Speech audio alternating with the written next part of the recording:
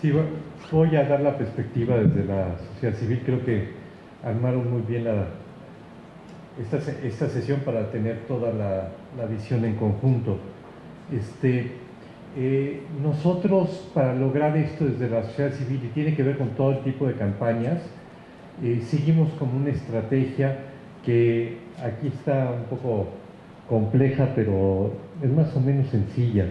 Si ven ahí donde está el foquito que dice acción de campaña, lo primero es identificar el problema, después identificar el enemigo, después identificar la solución, ¿sí? Dar los mecanismos en cuales la gente se puede incorporar, llamar a la acción y lograr el cambio. Y tiene como varios niveles, ¿no? Primero, identificar el problema, pues la gente no está viendo mucho, ¿no? Pero cuando se ve el problema y la gente siente que es víctima del problema, ¿no? Viene una indignación. Y yo creo que no vamos a lograr cambios en esta materia si no hay indignación con la situación que se está viviendo. Nosotros preguntamos en una encuesta nacional si en julio de 2013, ¿sí? En un cuestionario de 30 minutos en hogares, 1.500 personas, bastante representativo, era una encuesta de hábitos personales, si estaría de acuerdo con un impuesto a refresco. Y encontramos que 70% estaba muy de acuerdo o algo de acuerdo. Aquí la pregunta no está completa y creo que es la primera enseñanza y muy, muy importante. Si uno pregunta únicamente si la gente está de acuerdo con un impuesto, la gente va a decir que no está de acuerdo con un impuesto. Pero si uno le pregunta a la gente si están de acuerdo con un impuesto para que ese impuesto esté dirigido a instalar bebederos con sus sistemas de purificación en todas las escuelas del país, la mayor parte de la gente está de acuerdo. De hecho, nosotros hace 4 años, más de 4 años, casi 5 años, salimos públicamente a proponer un impuesto al refresco. Éramos 4 organizaciones y desde ese momento dijimos impuesto al refresco para bebederos en escuelas. Después, en esta última etapa, incluso con compañeros que salimos en la campaña de manera conjunta, nos decían, no, ¿para qué meter lo de los bebederos? Nos vamos con el impuesto. Dijimos, no, tenemos que ir con los bebederos, tenemos que lograr que se destinen recursos. Bueno, no, en México nunca se ha etiquetado un recurso de un impuesto a algo específico. Entra a una caja, a un fondo general y de ahí. Pero dijimos, no importa, lo que necesitamos es que políticamente se entienda, ¿sí?, que el impuesto tiene que ir acompañado de dar acceso a agua a la población, ¿sí? Y tenemos que ganarlo políticamente. Si no hay etiquetado, lo que queremos es que con esta campaña logremos que el Congreso, cuando apruebe el impuesto, apruebe también recursos, aunque no estén etiquetados, de donde sea, para que tengamos bebederos en todas las escuelas del país. Entonces, muy importante, en este momento en San Francisco se está discutiendo, en San Francisco y en Berkeley, se está discutiendo un impuesto a las bebidas azucaradas. Creo que la mejor opción es la de San Francisco. No recuerdo los montos, pero están diciendo 40% para parques, 30% para salud, tanto por ciento para agua, bien específico. Y creo que ese sería el ideal, que lográramos impuestos que realmente estén etiquetados, ¿sí? La mayor parte de la población mexicana apoya medidas regulatorias en etiquetados, en publicidad, en escuela, y esto ha ido subiendo en estos años. Y hemos estado presentando reportes basados en evidencia, ¿no?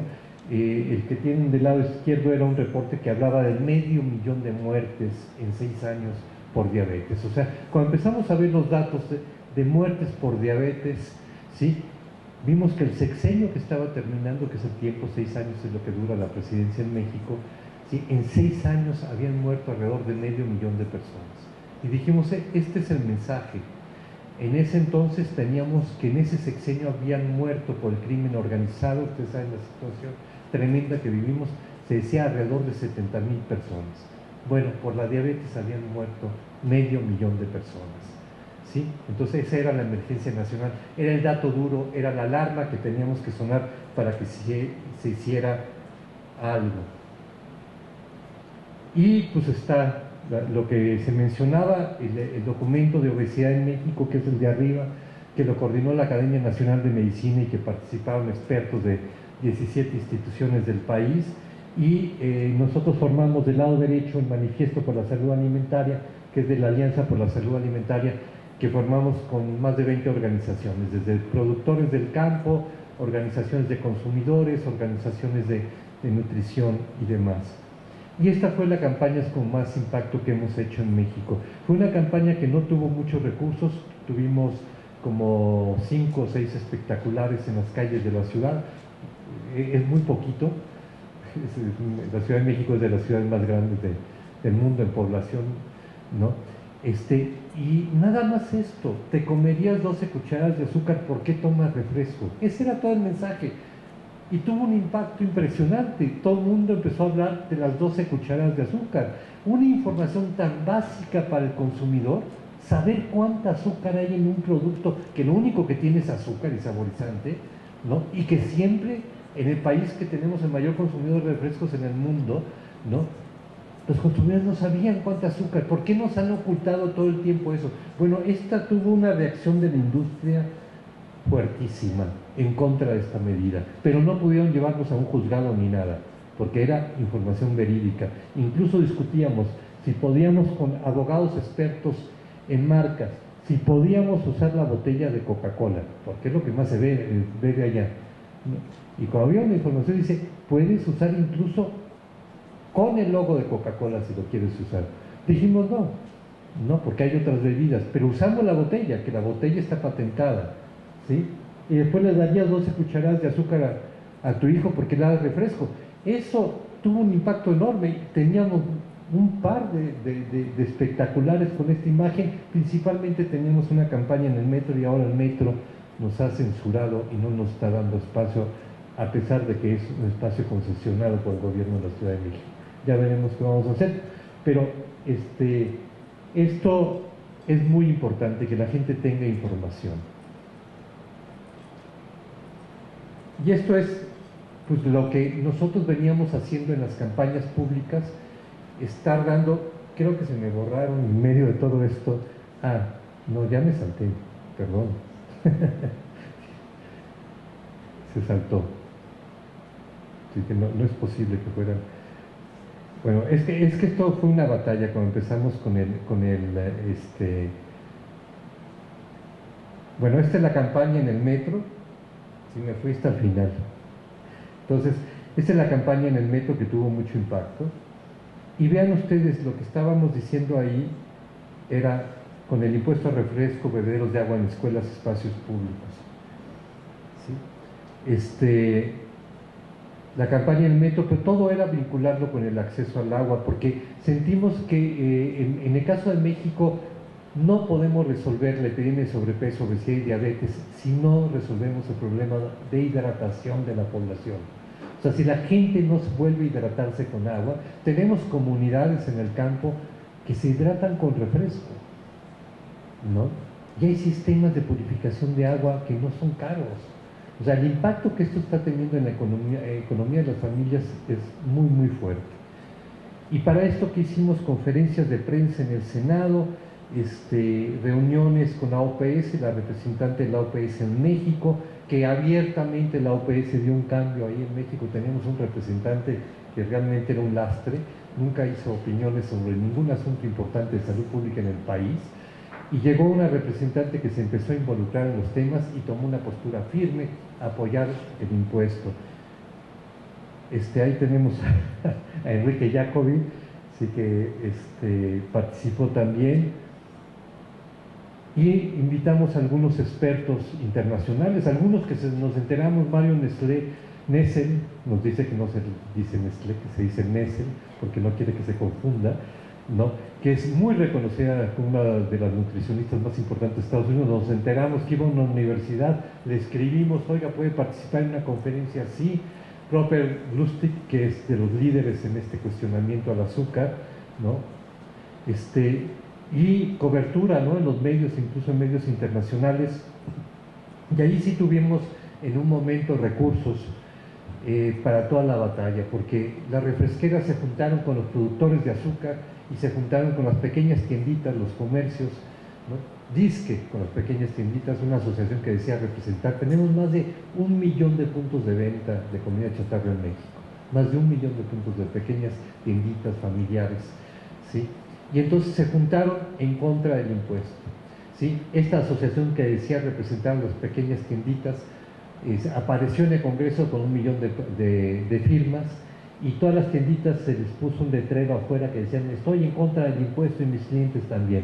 Bueno, pues no era una campaña de ellos, era una campaña de Coca-Cola. Ese letrero lo había hecho Coca-Cola y lo había repartido sin su firma en todas las tiendas. Coca-Cola había juntado, al repartir la Coca-Cola en el 1 millón de puntos de venta, una firma por cada tiendita, ¿no? Y así hizo la campaña.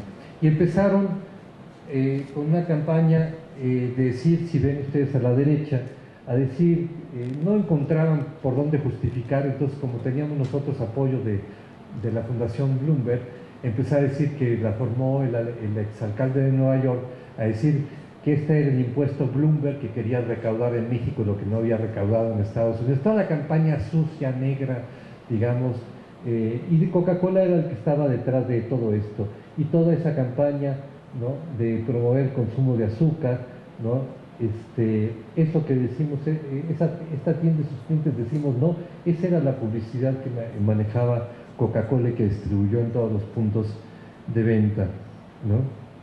Y aparecieron frentes de consumidores, organizaciones de consumidores que nunca habíamos oído que existieran, ¿sí? Hacían un cabildeo fuerte en el Congreso.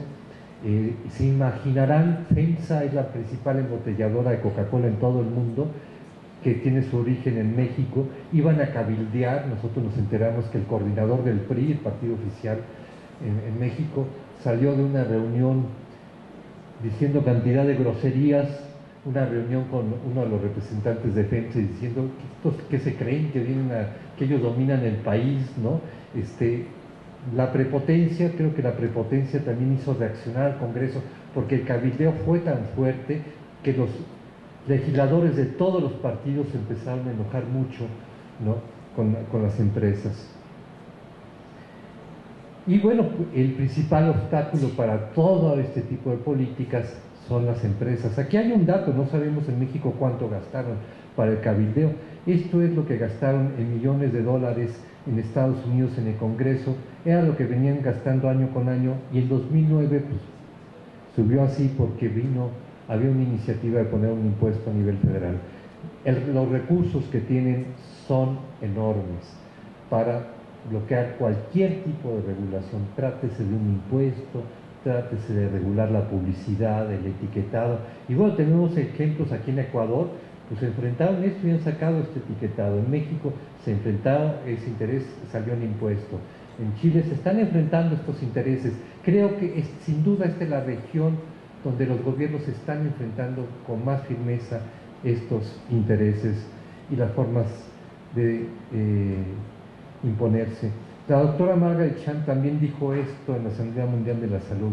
Dijo, los mosquitos no tienen grupos de presión ni de cabildeo, pero la industria que contribuye al aumento de las enfermedades no transmisibles sí los tienen. Cuando las políticas de salud pública son interferidas por los intereses económicos creados, nos enfrentamos con una gran oposición, una oposición muy bien orquestada y una oposición muy bien financiada. Yo retomo lo que decía Guido Girardi, de decir, estas enfermedades sí son transmisibles y tienen vectores de transmisión, y los vectores de transmisión, ¿no?, son mucho más poderosos que los mosquitos, tienen cabilderos y millones de dólares, ¿sí? Son enfermedades que transmiten estas grandes corporaciones, sí, que han encontrado en estos alimentos y en estas bebidas que tienen niveles altos de adicción, que son competitivas porque desplazan el consumo de frutas y verduras.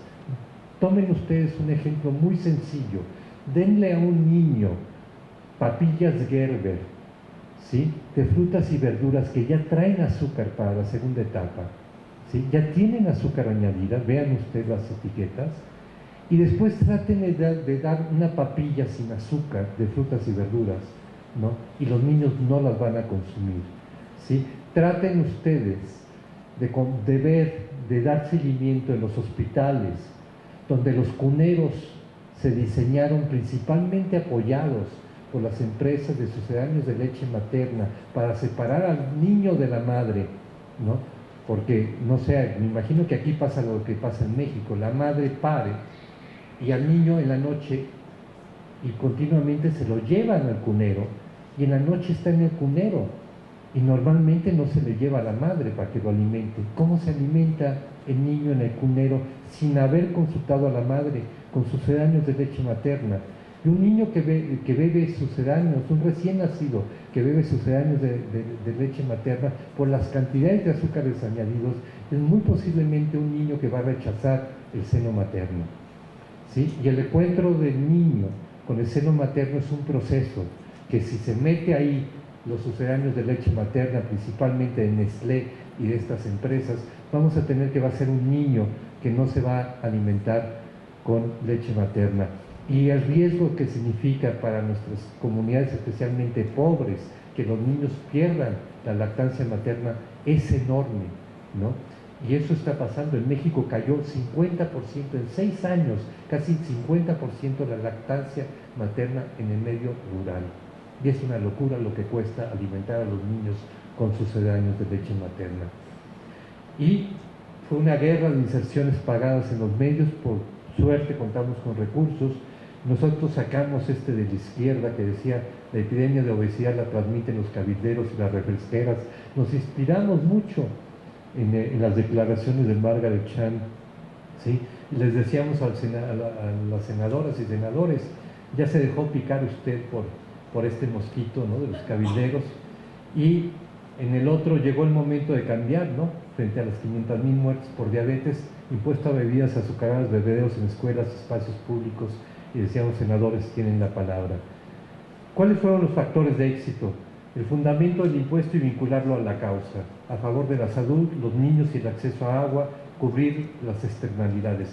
No solamente reducir, ¿sí? Decimos, incluso si no se reduce el consumo de bebidas, como en el impuesto, los impuestos ambientales, los productos que están generando daños que tenemos que pagar la sociedad en su conjunto, tienen que incorporar las externalidades, esos costos en el producto, ¿no? La evidencia científica y la participación de expertos, el debate público permanente mediante las campañas y el trabajo con medios, la estrategia de cabildeo con una campeona muy fuerte y actividad permanente. Tuvimos una senadora que al principio teníamos duda de que fuera a ser esta campeona, esta líder, y se volvió la campeona en esta campaña.